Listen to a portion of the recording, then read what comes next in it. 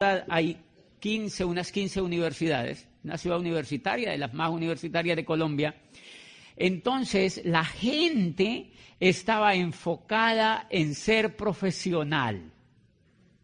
Luego, una ciudad que tenga 280.000 habitantes, donde haya 15 universidades, ¿qué creen que están haciendo los jóvenes? Estudiando. ¿Qué creen que están haciendo los padres? Pues ejerciendo lo que estudiaron y esperando que sus hijos terminen la carrera para ejercer lo que también estudiaron. O sea, toda una comunidad enfocada en estudiar carreras. Una comunidad completamente profesionalizada, un poco difícil de que entendiera este negocio. Y muchos diamantes no iban ahí a Popayán porque decían que el terreno no era fácil para desarrollar el negocio. Cuando nosotros llegamos al negocio, cuando yo llegué al negocio, yo trabajaba en esa universidad y obviamente a mí me gustaba la educación. A mí me gustaba la educación. Luego, como me gustaba la educación, yo por eso había aceptado ser rector de esa universidad, me gustaba mucho el tema de la gente y me gustaba obviamente el tema de la educación. Cuando yo encontré el negocio, conecté inmediatamente con la educación y con la posibilidad de que la educación fuera impactante para las demás personas. Número uno, esa educación empezó a impactar en mí. Una vez esa educación empezó a impactar en mí, empezó a impactar en mi liderazgo y empecé yo a impactar en otros. Por eso la responsabilidad de los líderes. ¿Por qué me impacté en el negocio? Me impacté en el negocio porque por primera vez en la vida me daba cuenta de algo que después de haber estudiado 30 años no me había dado cuenta. Y eso es impresionante. Yo todavía me impresiono que hubiese estudiado 30 años. Yo fui a la primaria, hubo aquí gente que fue a la primaria, ¿verdad? Porque sí, aprendimos a leer, aprendimos a escribir. Yo fui al jardín, al antejardín, fui a la primaria, fui al colegio y fui a la universidad. Después de haber ido a la universidad, mañana en la historia se van a dar cuenta todos, yo estudié otra carrera porque yo quería seguir estudiando, porque a uno lo que le han dicho es que estudie. Entonces yo estudié una carrera, ya había estudiado, miren, si ustedes se ponen a darse cuenta, uno estudia 5 años en la primaria, 5 años en la secundaria, 5 años en el bachillerato, 5 años en la universidad y después uno se gasta unos 3 haciendo posgrados. O sea, estamos hablando de 23 años y yo en la última etapa, en esa que les muestro el posgrado, estaba empezando un doctorado que demoraba 5. O sea, iba para 28. Qué ternura, ¿verdad? 28 años estudiando y no me había dado cuenta de una cosa. Me di cuenta en ese negocio. Me di cuenta en ese negocio que yo había sido preparado para trabajar en la era industrial. Que yo había sido preparado para trabajar en la era industrial y que había un problema terrible y era que la era industrial se había empezado a acabar desde 1959. Y yo en 1991 ingresaba a estudiar mi primera carrera. Hello. O sea, eso sí es estar uno muy despistado en la vida. Es estar uno muy despistado en la vida. Todo el enfoque familiar, todo el enfoque profesional me llevó a estudiar para trabajar ¿dónde? En la era industrial. Yo no sabía que la era industrial se había empezado a acabar desde 1959 y hay una parte de una obra espectacular de un hombre que vive aquí en los Estados Unidos que dice el mundo, eso me impactó cuando leí eso. Dice, el mundo ya ha asimilado la idea de que de que acabó la era industrial y de que entramos oficialmente a la era de la información. Dice, los negocios como General Motors y Ford Motor Company pertenecen a la era industrial. Dice, las franquicias como McDonald's y esas franquicias famosas son la frontera entre la era industrial y la era de la información. Dice, pero los negocios de mercadeo en red son la auténtica demostración de la era que vivimos, de la era de la información. Y eso me impactó, y eso a mí me impactó. Y claro, eso te da elementos para pensar, ¿cómo así que la era industrial no existe? ¿Cómo así que la era industrial ya se acabó? Y uno de los grandes errores que cometemos todos los seres humanos es hacer lo que hace la montonera. Todos los grandes errores en todas las etapas de la evolución humana se cometen porque el ser humano es un poco rebañista. O sea, nos gusta estar donde están todas las ovejas. O sea, nos gusta estar donde están todas las ovejas. Claro, el gran problema es que la era agrícola duró 10.000 años. La era agrícola duró 10.000 años. 10.000 años duró la era agrícola. ¿Mucho? Bastante. ¿Cuánto duró la era industrial? Menos de 300 años.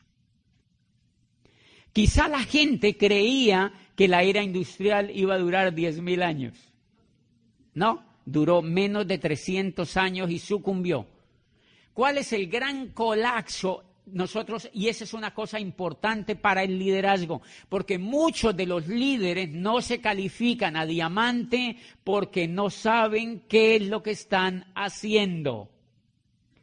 Y si no saben lo que están haciendo, tienen miedo. Tienen miedo de contactar a otros, tienen miedo de dar el mensaje y tienen miedo de tomar una decisión. Una de las cosas que me ayudó a mí fue la información sobre lo que hacía, fue entender lo que yo estaba haciendo. Y entonces eso a mí me impresionó. Si la era agrícola había durado 10.000 años, la era industrial en la cual yo estaba preparado para trabajar ya se había acabado, se estaba terminando de acabar y yo estaba haciendo un doctorado para trabajar en ella. Eso explica una cosa para que los tranquilice a todos. Si ustedes tienen hijos que no quieren estudiar, si muchos de ustedes no fueron a estudiar, los felicito. Los felicito, los felicito. Ustedes, no porque no aprendan, sino porque gracias a su voluntad y gracias a la persona que a usted le mostró este negocio, usted entró a hacer una carrera en la era de la información, en la era vigente, una carrera que es competitiva y que al menos yo estoy seguro que nos va a durar otros 200 años. Al menos nos va a alcanzar para 200 años, ¿verdad? Al menos alcanzamos a morirnos dentro de ella. ¿Qué fue lo que pasó antes? Que los que nacieron en la era agrícola no se alcanzaron a morir. 10.000 años. Muchos de nuestros abuelos, de nuestros padres, nacieron dentro de la era información, de la era industrial, y alcanzaron a morirse. ¿Qué era lo importante en la era industrial? Jubilarse. La gente entraba a una gran empresa, ¿a qué? A jubilarse. Ellos se sentían jubilados desde que entraban. Uno se moría en vida desde que entraba a la empresa. Porque cuando la era industrial estaba en su furor, ¿qué era lo que mantenía a la gente con ganas de estar allá? Que se podían jubilar. Que había estabilidad, ¿se acuerdan? Que había estabilidad, que habían buenas prestaciones sociales, que la gente tenía cierta dignidad. Y entonces los hijos podían ir a buenos colegios y ellos podían tener buenas casas y buenos carros. Y por eso ustedes recuerdan que muchos de nuestros padres que trabajaron en empresas de la era industrial, de aquella era que se acabó, muchos de esa gente amaba a esas empresas. Entonces ellos tenían el botón de la empresa, en la casa había la toalla de la empresa, ¿se acuerdan? Goodyear en la toalla, ¿verdad? General Motors en la toalla. La gente tenía el vaso de tomar el café, el chocolate de la empresa marcado, ¿se acuerdan? La gente tenía hasta medias con la marca de la empresa, calzoncillos con la marca de la empresa. O sea, tenían identidad con la empresa porque la empresa les permitía. Tenían la bacenilla de la empresa, tenían montones de elementos que les permitía a la gente sentirse orgullosa de lo que hacían. Pregunta: ¿es posible hoy esperar jubilarse en una empresa? No, y mire que responden en coro. No, radicalmente no. ¿Por qué? Porque la era industrial ya se acabó. Si ustedes quieren que les cuente una cosa, mire a dónde llevan la masa del pueblo desinformado. Si usted escucha hablar a cualquier político en los Estados Unidos o en cualquier parte del mundo, le van a decir a la masa desinformada que el empleo se está recuperando. ¡Qué lindos! Porque la masa de allá afuera lo único que hace es ver televisión. Y ellos necesitan mantener a esa gente un poquitico contenta, con un poquitico de esperanza, porque qué tal que les digan: no, esto se acabó. Esto se fregó del todo y ustedes tienen que ponerse las pilas. No les van a decir eso.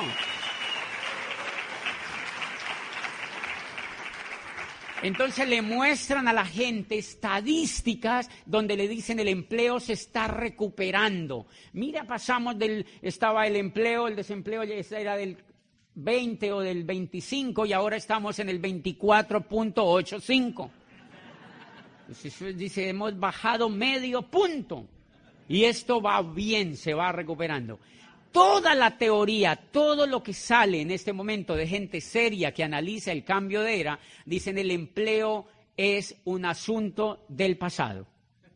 El empleo es un asunto del pasado porque el empleo fue la evolución de la esclavitud.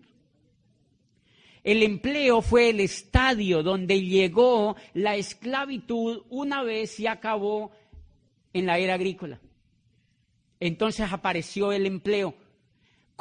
El empleo, ¿han visto cómo se le parece a la esclavitud? Es increíblemente parecida. El jefe es el dueño del tiempo tuyo. Y hace 5 años del mío. Imagínate. El jefe es el dueño del tiempo tuyo. El jefe es el que dice cuando tú sales a vacaciones o cuando tú no sales. El jefe es el que te dictamina todo lo que tú puedes o lo que tú no puedes hacer y tú tienes que pasar mucho más tiempo, la gente allá afuera tiene que pasar mucho más tiempo con el jefe que con su familia. ¿Cómo uno explica eso? ¿Por qué la era industrial no se sostuvo? Por montones de factores como eso, porque degeneró la vida en familia, degeneró la vida personal y esclavizó otra vez a la gente. ¿Ustedes conocen gente allá afuera que tiene que trabajar duro para poder solamente sobrevivir? ¿O no conocen? Solo para poder sobrevivir, señores. Cuando el empleo se acaba la segunda era donde evoluciona la esclavitud. Miren lo interesante, lo único que el empleo cambió frente a la esclavitud es que a uno como empleado no le pegan. Es lo único. ¿Y por qué no le pegan? ¿Por qué no le pegan? Porque cuando los grandes empresarios que hubo en Inglaterra, en toda la Inglaterra que se desarrolló después de la máquina de vapor de Watson y cuando iniciaron las grandes empresas, a la gente le pegaban y le pagaban tan poquito, pero tan poquito, que la gente se moría de hambre en las calles de Roma, en las calles de Londres, de Florencia y de Milán. Se morían de hambre comidos por las ratas. Y los trabajadores se rebelaron y quemaron las fábricas. El ser humano, cuando le tocan una parte que es la dignidad, pero hay algunos grupos humanos que cuando le tocan la dignidad, a esa gente le habían tocado la dignidad en lo más profundo, porque había muchos compañeros que perdían la vida, se rebelaron y apareció la primera gran revolución del trabajo y quemaron las fábricas completamente, las arruinaron. Y entonces el Estado incipiente les dijo, ok, vamos a legislar. Eso hay que controlarlo. Señores empresarios, ustedes pueden contratar a la gente, pero hay unas leyes que los van a controlar. Mínimo, les tienen que pagar el salario mínimo. Número 1. Por eso existe el salario mínimo, si no nos pagaban lo que les diera la gana. Si no, la gente diría, no, harta gracia que le dé la comida, ridículo. ¿Sí me entiende? O sea, la gente, la ley le dijo, mínimo le tienen que pagar el salario mínimo. Número 2, no les pueden pegar. Porque si les pegan, incurren en la violación de la ley penal. Por eso es que a uno no le pegan. No le pegan físicamente, pero le pegan psicológicamente a la gente. María, si tú no rindes, hay 50,000 personas de México que quieren pasar la frontera.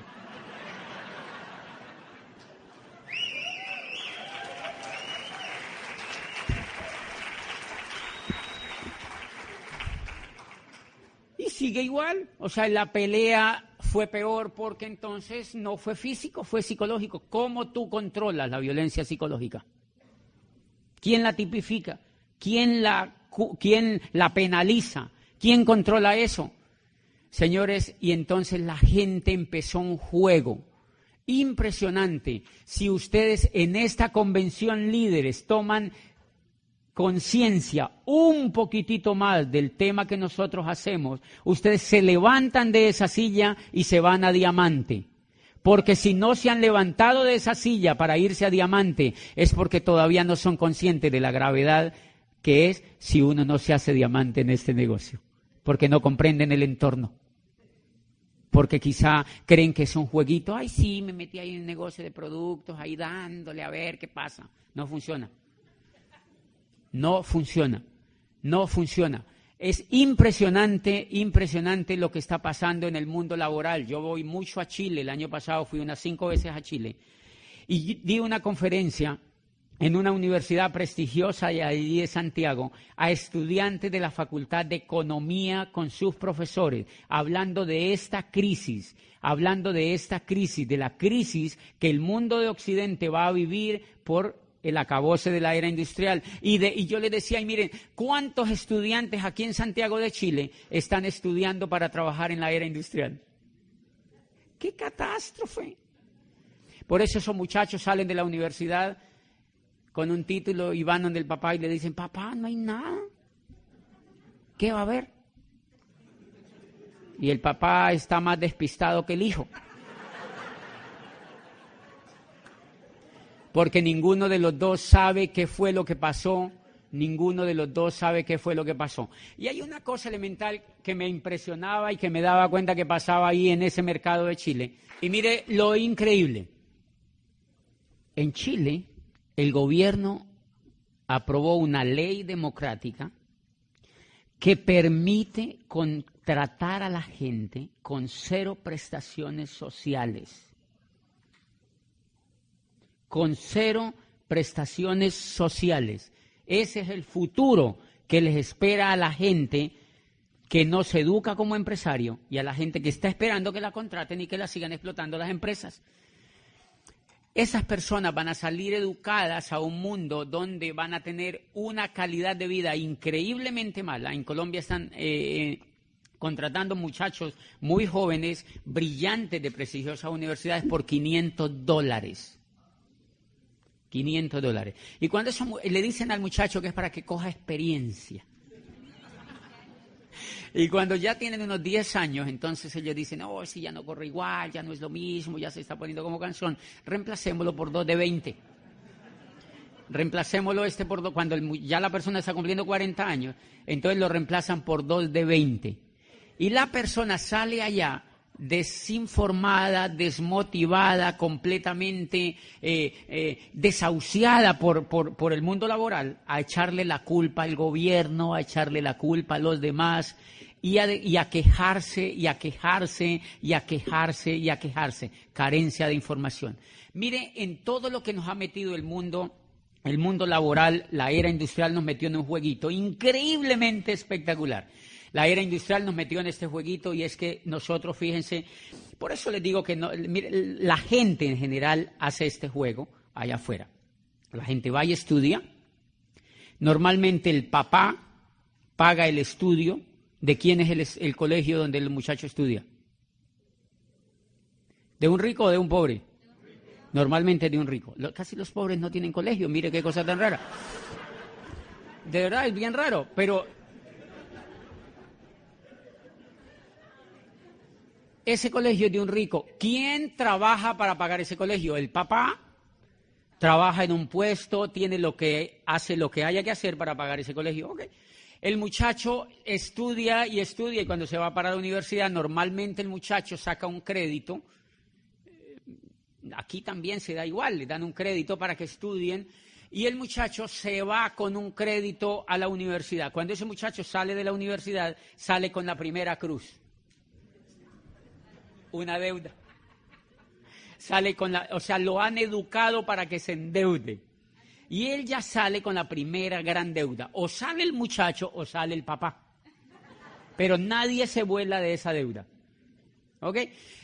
El muchacho va a una empresa y imagínense solamente con ustedes, no lo tomen solo por la universidad, porque a partir de aquí es el jueguito igual para todos. Sea que haya ido a la universidad o sea que no, el jueguito es igual porque lo diseñaron democrático. O sea, para que todo el mundo caiga ahí en ese jueguito.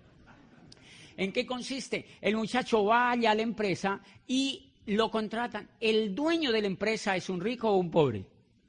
Normalmente es un rico o es alguien que tiene más ingresos que el que quiere trabajar. Porque si no tuviera más ingresos que el que quiere trabajar, pues el otro no iría a trabajar allá. O sea, uno va a trabajar, adivine por qué. Porque ama el trabajo.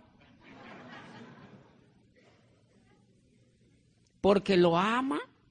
Yo les propongo, si ustedes les dicen mañana que a partir de mañana, así vayan a trabajar, les van a suspender el pago por un año, ¿ustedes seguirían yendo así felices? ¡Oh, yo trabajo en AT&T, así, ¿no? ¿Irían?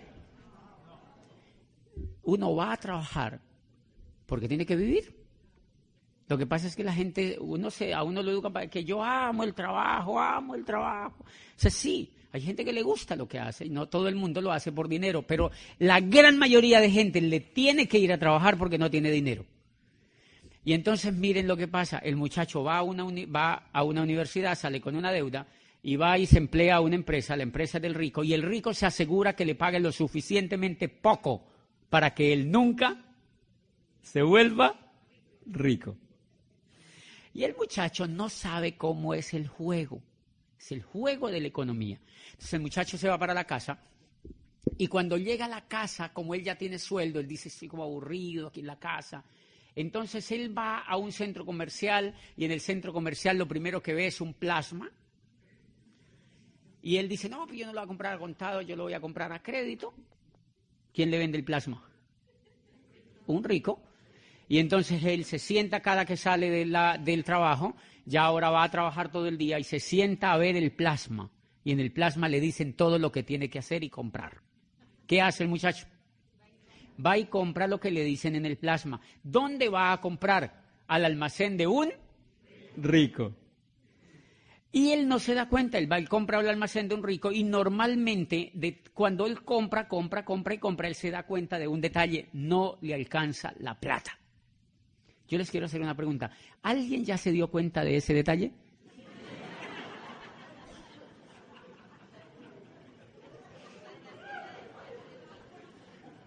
Que uno trabaja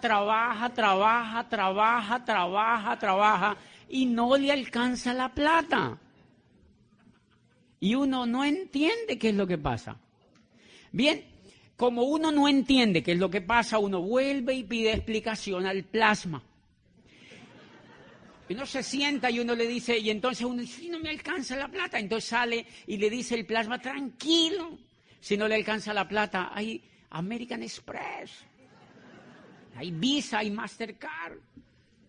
¿De quiénes son esas cosas? De otro rico. Y el muchacho dice, ok, qué interesante, qué país tan chévere este. Pase esa tarjeta para acá. Y se va y con eso soluciona su problema. Sigue comprando. Sigue comprando, sigue comprando, sigue comprando y vuelve, trabaja y ve televisión y ahora la plata que le dan pues la reparte para pagar la tarjeta, que es donde compra el mercado, donde compra cosas para estar bien, pero también esa persona tiene que vivir y normalmente ya no vive donde los papás, sino que vive en una casa. ¿Esa casa él la ha podido comprar? No, es alquilada. ¿De quién es? De un rico. Entonces, mire, ya le paga la universidad la deuda en que lo metió. Ya le paga la visa al rico y ahora le paga la casa que es donde tiene que vivir. Pero como él sigue viendo el plasma, le dice, usted tiene que tener una casa propia. Sus hijos acaban de nacer y usted tiene que tener una casa propia. Televisor, pero no tengo plata. Y el televisor le dice, tranquilo, se la fiamos. Se la fiamos, pequeñas cuotas. Se la fiamos a 30 años, 30 tiernos años. Y el muchacho dice, oye, qué país tan increíble. 30 años y el muchacho ya tiene casa y entonces empieza a trabajar y sigue pagando ahora los intereses de la casa. El muchacho está llegando a los 30 años y tiene 30 años para pagar la casa. ¿Alguna vez te has sentido así? No con el tema de la próstata, pero sí con el tema. Ok, ¿qué es lo que pasa? Que la gran mayoría de la gente allá afuera es analfabeta financiera. Y ese es el juego de la economía. Entre más analfabetas financieros haya, hay más ricos de esa naturaleza. Porque el juego de ese tipo de riqueza es que haya analfabetas financieros. Este país donde ustedes viven, adivinen con qué lo levantaron, adivinen con qué lo sostienen, con una técnica que se llama endeudar a la gente. Si no endeudan a la gente, no hay Estados Unidos de América.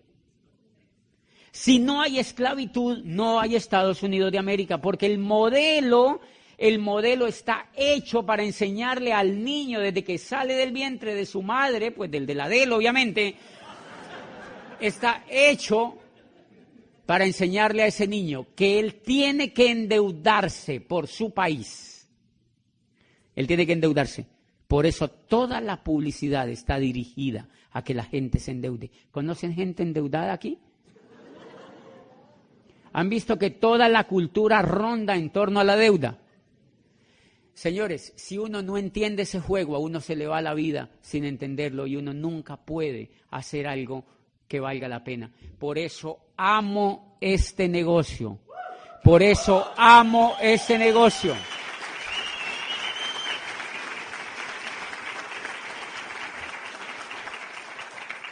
Por eso amo este negocio, porque cuando Riz DeVos y Jay Van Andel lo crearon.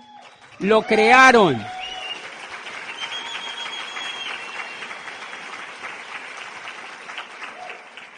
crearon para que tú y yo fuéramos libres. Lo crearon para que tú y yo fuéramos libres. Por eso hay una cosa que me impacta en los textos que DeVos escribió, que me impactó. ¿Cómo no te vas a levantar de la silla, hacerte diamante, si tú lees esto que te voy a decir? Credo número 5. Dice, creemos que el trabajo es bueno solamente si lleva al trabajador hacia la libertad, la recompensa o la esperanza.